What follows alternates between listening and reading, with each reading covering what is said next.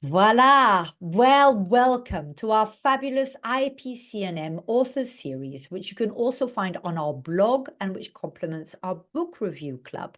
So this is where us wannabe authors get to soak up the wisdom, the expertise, and the tips of those who have actually made it over the finishing line. So my name is Julie Kennedy, and I am your host, and I am thrilled to welcome Champions Mindset mentor and author, of course, of Confidence for Teens, a new chapter for the family, Chuck Barnard. Welcome. Thank you. I really appreciate the opportunity.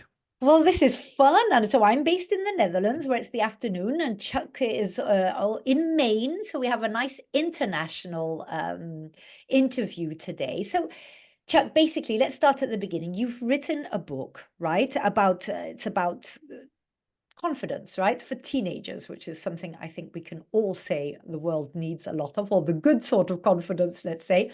What inspired you to write a book? Well, I've been working with teenagers for about 30 years, and inevitably, the great challenge. I was always working with teenagers who were outliers, and one of the most common issues that they had was their mindset, but their lack of confidence. Right, And so, with the work I did, most of my career was in public education, and I did things outside of public education. And then as I moved into my own business world, it's like, you know, I need to tell a story here. right. And so the book is kind of a composite of family journeys and the impact that confidence can have not only on the teenager but the family as well. So I kind of I don't know, just had that story I need to tell, you Right, know? that's what I hear. That's what I hear from a lot of people,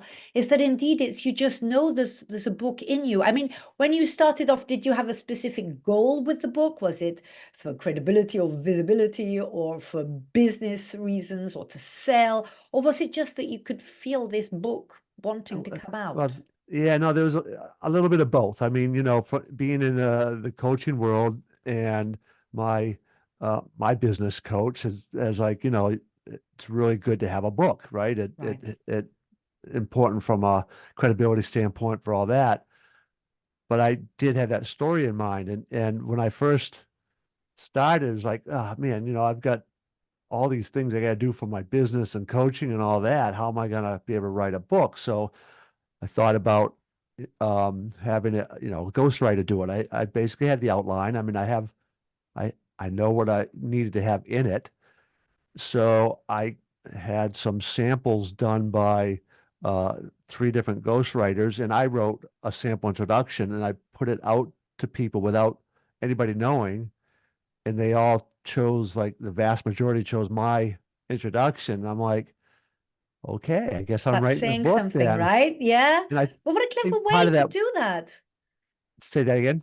I thought that was a very clever way to do it, to just, basically be curious and say, okay, let's try it and see how people respond. Yeah, it was, my original intent was, all right, I want to have a sense of a ghostwriter, which one kind of connects. And then I said, this is my story. I'm gonna do an introduction too. And I think it was the fact that it is my story. So when I did Yes. the introduction, it resonated with Yes. it was a handful of people I put it out to, but it was overwhelmingly, we like this one. And it was, it Ah, brave was of the one you I as wrote. well. Okay, so before we get into the, how did you stay focused and all that? Because what you said, I liked very much that often what does put us off is that we're always already busy, right? So writing a book does take work. So it's a bit sort of you're overwhelmed with the rest, and for lots of us needing to have income coming in, and we wonder how are we going to create that opportunity. But first of all, I would like to ask you because you said that you also did it for the business, right? For your credibility, etc. Yeah. Did it have that effect? Yeah. And it, again, it's only this has only been out for like 3 or so weeks. Oh, So I'm wow. just beginning to get that, that feedback. But yeah, it opens up people now like podcast Yes, interviews like us, or true. things like Yep. that where oh, you got a book out. I see you have a book. And Right. so yeah, it just adds that little thing. And with a lot of on my websites and all, now that you're putting the covers of my book and all. And I actually just spoke at an event last week, and I had a book there, right? So Mm. that would, as I spoke at the event, and I had a table at the event, so that as people going by the table, the book catches their eye, they see some of Yeah. my other stuff, and so it opens up that conversation. And it automatically puts you at a certain degree, right? You're an expert, you have a book, it reinforces everything that you do.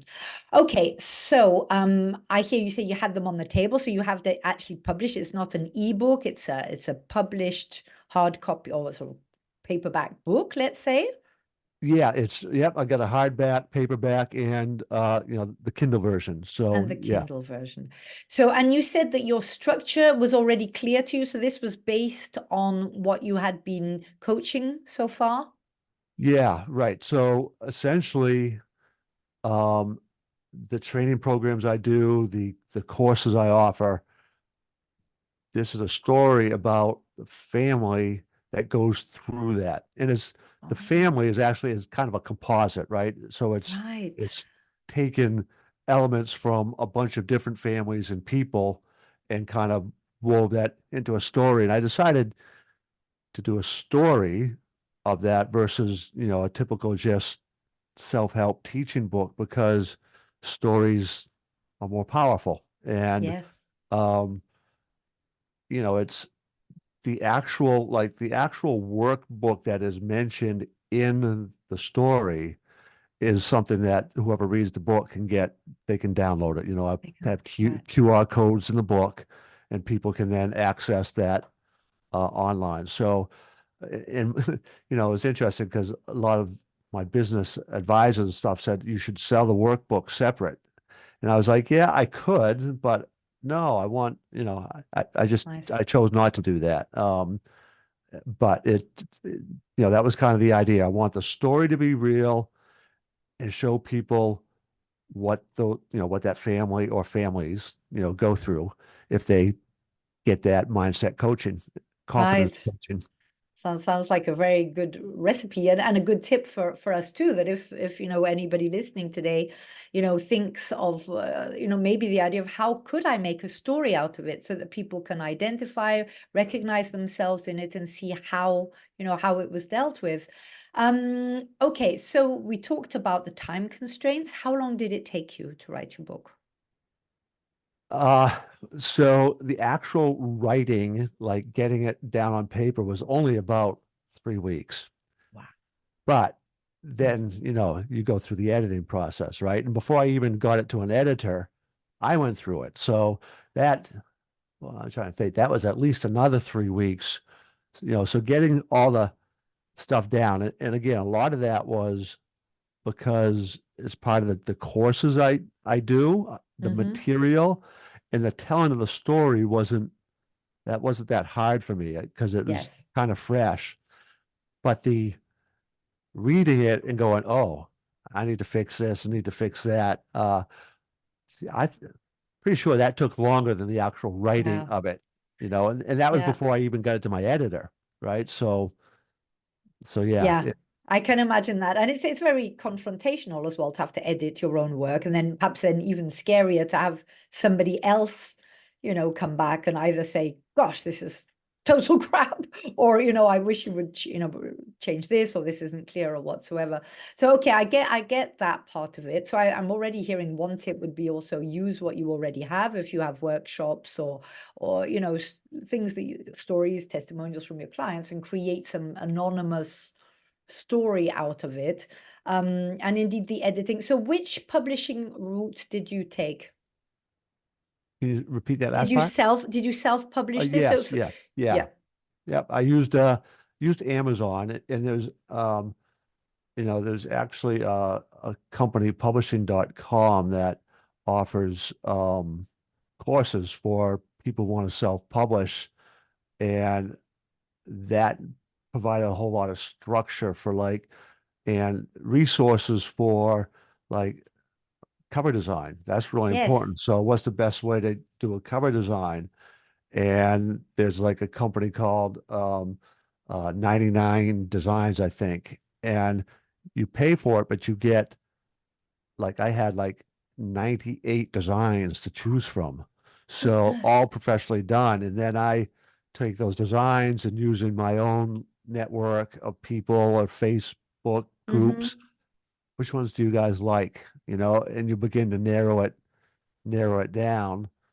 So little things like that really kind of helped the process, and also trying to understand how Amazon really works too, Oh, right? yeah. Because you're 100 million books, or I don't Yeah. know, whatever they are, right? It's Yeah. it's how do you go about being able to position your book? So it's not, for me, it wasn't just about, oh, I have a book out, I want that. I'd like to have my book actually, um, you know, Yeah, do as well as it could visible do. and yeah, Yeah. yeah, exactly. So So it's not just a question of being able to say, okay, tick the box, written the book, but to actually make sure that it gets where it needs to go so that people can find it and right, right. I would like it to do as well as it could do organically, right? And mm-hmm, then of course I market it some on my own, but the better I can have it do in Amazon, well, mm-hmm. that just serves me well. So, trying to understand how all that works so that it can do as good as it can do. Yeah.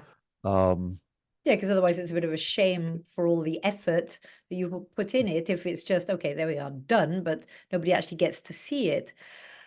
So how, you've mentioned looking for help, which I see in itself as a tip, right? As in, if you're not managing to do it or, use resources. So you mentioned the 99 designs and a few others, and you just basically Googled, okay, how do I find an editor or how do I get ideas for the book design? yeah, so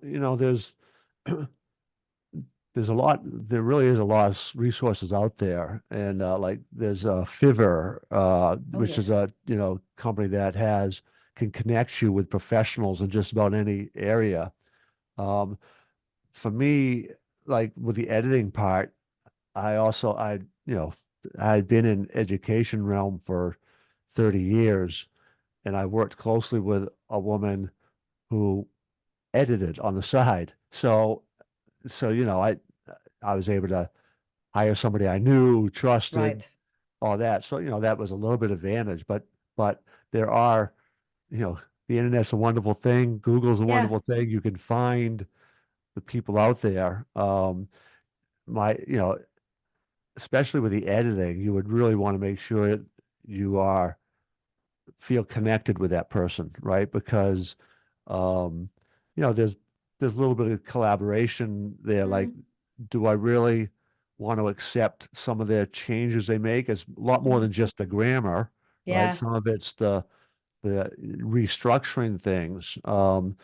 And depending on your personal experience with writing or what have you, there's that, how much do I take what the Yeah. expert says and how much is Yeah. like, oh no, it just doesn't feel right, or that doesn't That's sound like it. me, or Because something it's your like that. voice, So, right? It does still have to stay your voice. right, exactly. Yeah. And then, I don't, in the early process, using Chat GPT was a big help in the outlining in some of that stuff. So, like I said, I had a lot of my course stuff already on paper, and being able to put that into Chat GPT just to generate some ideas and structural is like, oh yeah, okay, that's a big help.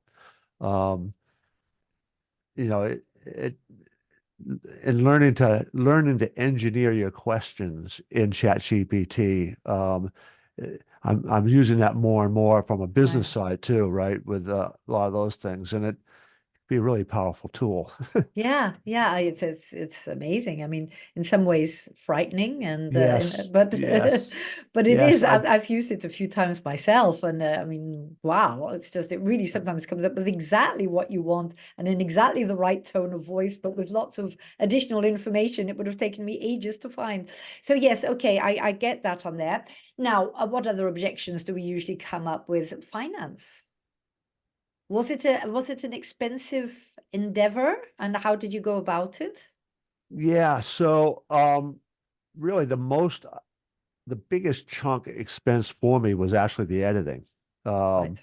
but yeah, so like the designs, a couple $100 for that. And there's little things along the way. That you might want to do from a marketing standpoint or setting up a landing page if you're going to do your own marketing and some of those business things. So it don't have the number off the top of my head, but I was like it's like a couple $1,000 of my own investment into that. So Right. that's not outrageous. No, But it's and the biggest chunk of that was the editing. was the That editing. was the Yeah. biggest chunk. Yeah, because it takes a lot of time, obviously, to reread and rediscuss, etc. These are really, really good. I mean, I've heard you say very many things. I mean, if I were to say to you, okay, three, if you could give our audience three tips for those who've, maybe for years had a book in their head and maybe jump started it a few times and then it died down again out of lack of time or finance or technical know-how. I mean, there are so many reasons. Confidence, of course, that's your Yeah, your arena, confidence. What top three tips would you have? get started. That's right. And it's Started. that taking that first step. Mm-hmm. Um, you mentioned the confidence thing, and it's listening, beginning to be aware of what might be holding you back. So just simple questions of like, what's preventing me from taking that first step? And when you begin Mm-hmm. to identify the emotions, the thinking patterns, once you begin to like think about those, that's the first step in the change. You're shifting out of the emotion towards the cognition of it. So get that written down, ask those questions. Um, and one of the things we all say is, I don't have enough time. Well, that's not exactly accurate because we all have the same amount of time. The question is why aren't we prioritizing that as part of my time? And that's kind of another step back and try to, all right, what's preventing me from prioritizing that time? So that's the two biggest things, is asking yourself those questions, trying to get out of that stuck in the Mm-hmm. emotional aspect of it, and then get started one little bit a day, right? If 15 minutes, I'm just going to do 15 minutes today. And then the next day, there's a saying I've heard that men in the Navy SEALs going through that training used to say to kind of keep them going, and it is finish today, quit tomorrow. Well, Oh, tomorrow becomes today, so today. Yeah. So you just keep so saying it's that, it. yeah, so it's that sort of mindset, right? Where, all right, I'm going to do this today, and I'll get this a little bit done. And then, you know what? Tomorrow, I don't care. That's a very good one, actually, because it takes the pressure off, right? It's like, well, Yeah. finish today and quit tomorrow. So you're not saying, "Oh, no way, can you quit?" and then get all, you know, anxious about it. You're just saying quit tomorrow. It's a bit like there's a saying about the elephant, isn't there, as well? How do you eat an elephant one bite at a time? You Right. just do what you can do today and no anguish around it. So you use those same tips on yourself. Did you also have moments when you doubted, your Oh, confidence regarding, can I do it? Is anybody waiting for my book? Or that sort of stuff that we have? oh yes. Oh yes. You kind of get those kind of fantasy kind of things. Oh, maybe mine can become a bestseller, one of the, Hmm. great things. And the reality is, but you know, you separate from that the emotion. It's like, I'm going to tell this story. I'm going to Right. follow these steps and then let what happens happens, analyze what I'm doing. But yeah, those, you know, in business, constantly dealing with those Yeah. ruts, we all get them. They're very wise words. I think what you've just said, it really, well, it certainly impacts me. It's simple, but that's just what it is. That's the truth. And so it's to take, to take all these emotions out and just do what we know we've got to do and Yeah. get it on with it. So Chuck, from that point, okay, I was going to ask you if there's another book coming or if you're even thinking about another one, but considering that this one was been released only a few weeks ago, you might not want to have that question, or do you? No, it's actually, my intent is this to be a series. So Okay. there's I have a full curriculum for mindset development for teenagers. Oh, And wow. the first the first one was this, right? Right. And this idea and this story is you kind of clear the ground, right? You are actually preparing yourself to train a mindset. You actually haven't really started training it yet, but the preparation is powerful and important. Mm. So the idea is to take this composite family. They've now done the first step and then take them through that entire Wow. journey. So Wow. that's my intent. And the second one I plan to start sometime this summer. Wow, but how wonderful to, yeah, and I think that is actually in itself a tip for lots of us. I think that lots of us, well, okay, obviously depending where one is in one's career, but we've already done a lot. We already have a lot of stories that we can share. It's to just look at it from that point of view, make a composite of your clients, or what are the main causes that they come from, and then you've actually got a blueprint for a whole series. So remind us, for those who actually might be interested in your book as well, because I'm a big believer in the need for the teenagers of today. Remind us the name, the title of your then first book in the series. Yeah, it's Confidence for Teens, a new chapter for the family. So if they, Well, thank you for that. Thank you for the book, first of all. For those, we have lots of us teenagers around us who really do need some help. But thank you also, Chuck, very much for these very straightforward, clear, and in a way simple answers you've given, but that say it all. It's just really a question of getting out of our own way, sitting down and doing it. And what was it again? Finish today, quit tomorrow. I actually like that. I find that actually very yeah, let's say liberating in a way from all of our anxieties, but at the same time, of course, extremely powerful because tomorrow will never come.